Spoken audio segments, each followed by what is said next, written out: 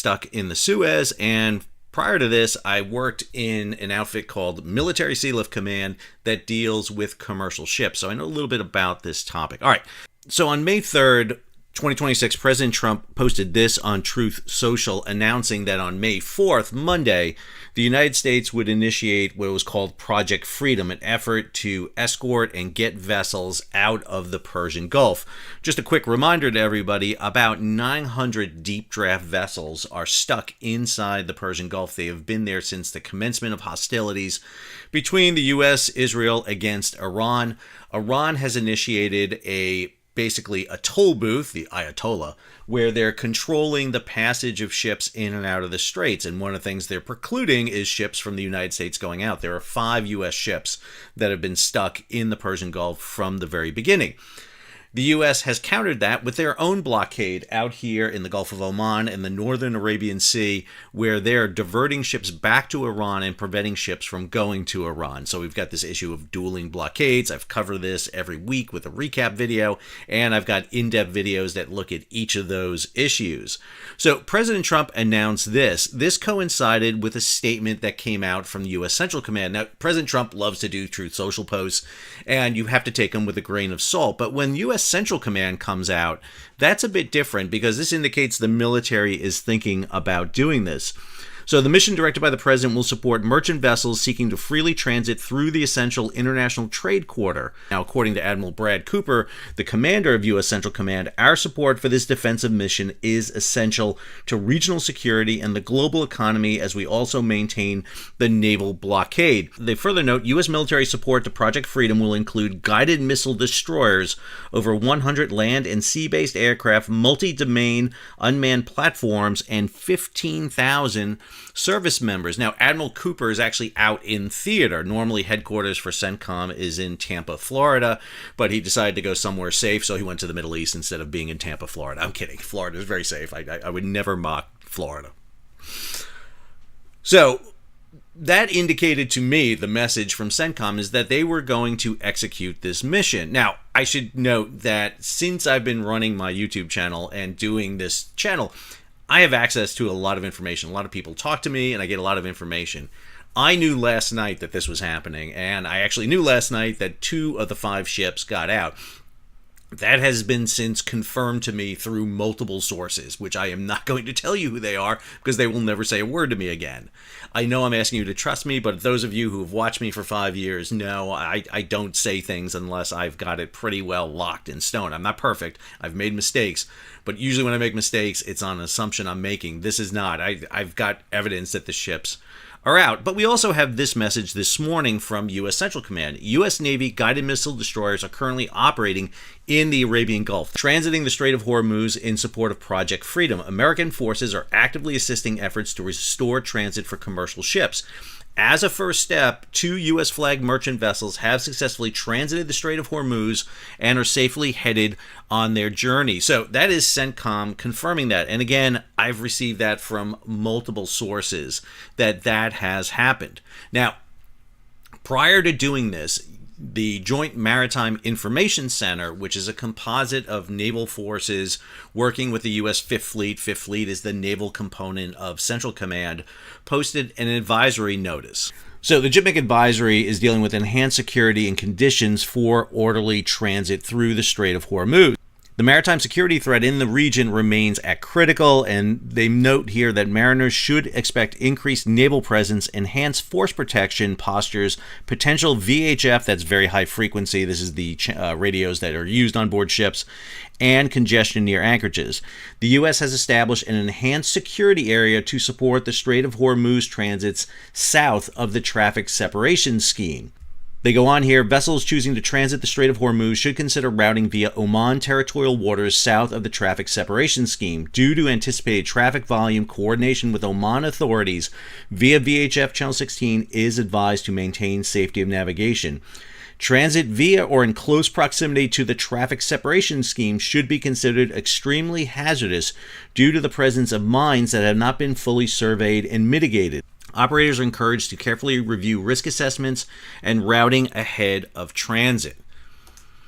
All right, First off, that is the first mention we have of mines in the Strait of Hormuz.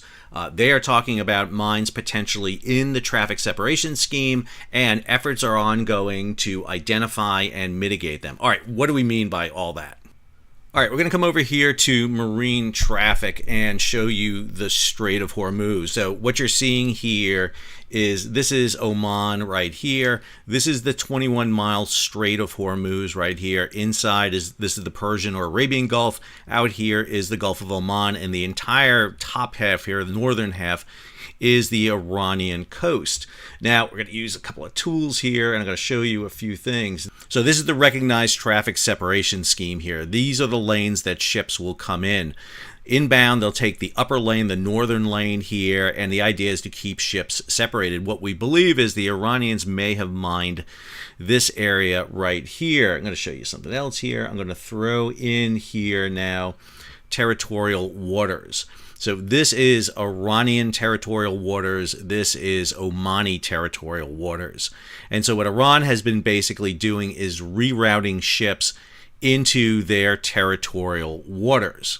So this is the overlay they've been using. They have declared the area of the traffic separation scheme to be dangerous, and so they have zoned it off and instead have created new lanes that take them within Iranian territorial waters. The northern lane there is the inbound lane. It goes between Larak and Kishim Island. The outbound lane is south of Larak Island. Now, I want to zoom you in a little bit closer to this. What the United States is saying is that they should take the area here south of the traffic separation scheme between Oman and that scheme. And if we switch over here to the nautical charts, you'll see that there is plenty of deep water in this area. Zoom in here even a little bit more. Depth of water here is in meters, so times 3.3 gets you feet here. So, I mean, we're looking at anywhere from 100 to 200 meters of water here. So there's plenty of water, not to mention the fact that we had a few weeks ago 6 cruise ships come tubing through this area here, flying out, and they were able to navigate it. They did not encounter mines. They didn't encounter everything. So what I have assumed here that has happened is the United States has put into position here, maybe on Oman or over here in the UAE, U.S. forces that are going to be able to fly, deploy. We talked about 100 land and naval-based aircraft. This could include fixed wing and rotors, but providing a large air coverage coming into the Strait of Hormuz, through the Strait of Hormuz, and then out here into the Gulf of Oman. Now, this matches up with what we're seeing in the major marine news sources. So over at G-Captain, Mike Schuller has this: U.S. launches Project Freedom to escort ships out of Hormuz as risks of clash with Iran loom. Lloyd's List has shipping prepares for Hormuz exit amid confused U.S. plan to move vessels and renewed Iran interest. Ships told to prepare for exit via the Oman territorial waters, and U.S. promises Overwatch support via a new, quote, enhanced security area. Omani Coast Guard will provide traffic control, but U.S. remains quiet on what support is being given. Iran warns it will, quote, respond harshly, unquote, to any U.S. move, and safe passage of vessel needs to be coordinated with the Islamic Revolutionary Guard Corps. Reports of a South Korean ADNOC tanker struck by unknown projectiles near Fujairah. ADNOC is a company in South Korea. And then this story from Reuters: Iran says it turns back U.S. warship from Strait of Hormuz. U.S. officials deny missile strike. I should note that the Iranians say they attacked a patrol boat. The U.S. says no warship was struck. There is a potential here that a drone or some sort of unmanned vessel could have been hit of the United States. The U.S. has flooded this area with unmanned vessels, so there's a lot of them in the area. So the Iranians could have struck one of them, hit them, and that could be the result that they're talking about. Now, the Iranians have issued a verbal warning, and I want to play it for you now. This is the warning that they have noted. That the failure of the United States government to fulfill its commitment in the negotiations, Islamic Republic of Iran declares the Strait of Hormuz completely closed again. No vessel of any type or nationality is allowed to pass through the Strait of Hormuz. Any vessel intending to exit the Strait of Hormuz that cross the red line between CENTCOM Island and Mina Sagat Port and any vessel intending to enter the Strait of Hormuz that cross the red line between Khuf Mubarak and Fujairah Port will be met with a severe response from the IRGC Navy and will be destroyed. This is Sepah Navy, out.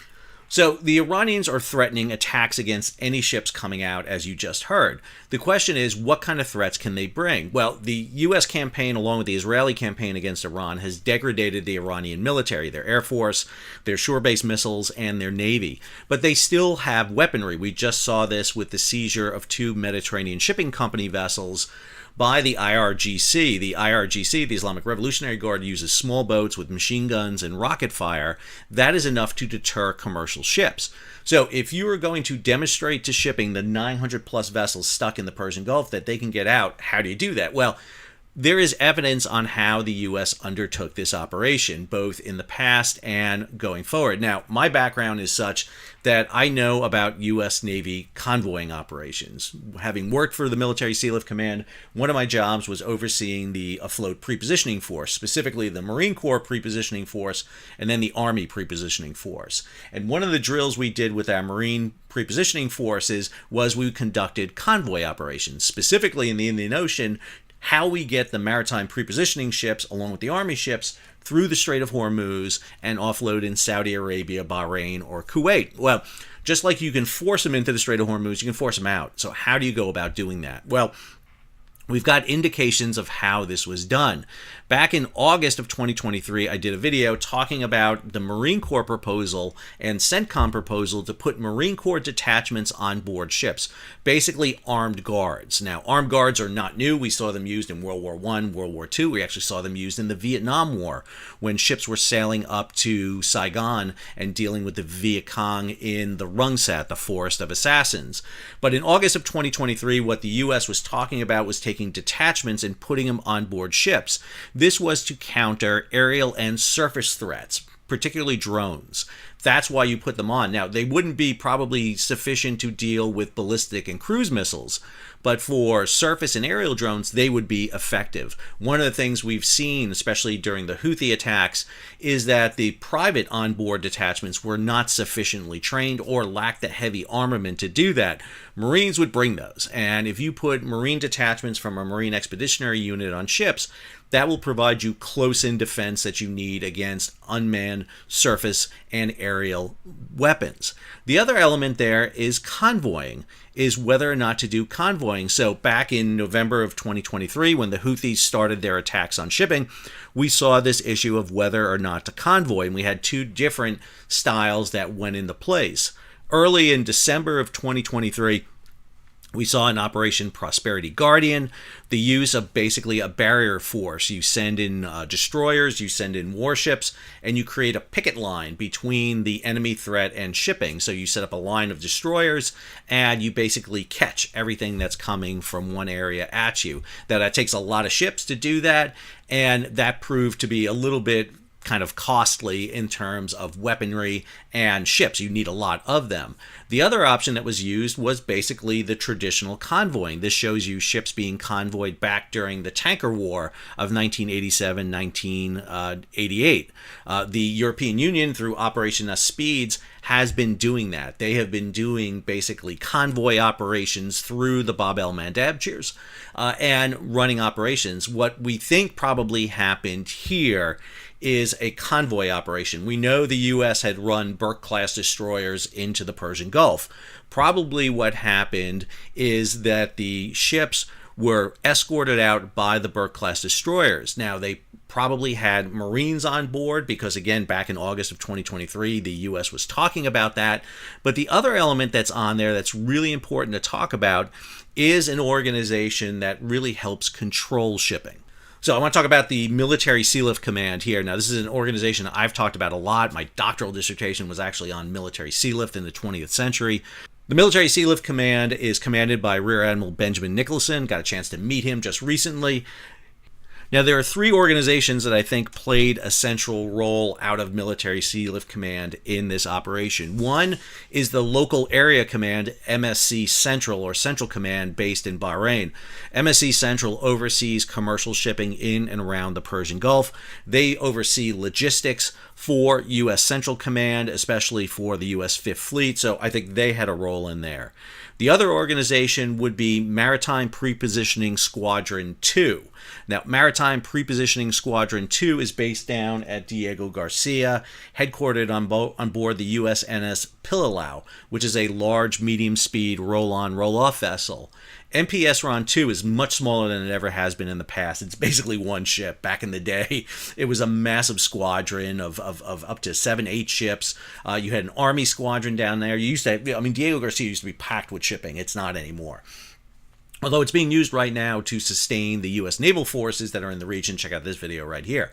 But Maritime Prepositioning Squadron 2 would provide the oversight for any squadron operation because they practice this. The other group at play here are Navy reservists called back to active duty, specifically Strategic Sealift officers. Now, the Strategic Sealift officer force is composed of Naval Reserve officers who are brought up through individual ready reserve or select reserves, and they are deployed and attached to units. Now, SSOs are really unique. What Strategic Sealift officers do is they bring the experience of having been merchant mariners. They are all licensed merchant mariners. They have their credentials, their merchant marine credentials, but they're also Navy commissioned. So a lot of these came out of the U.S. Merchant Marine Academy or from the state maritime academies.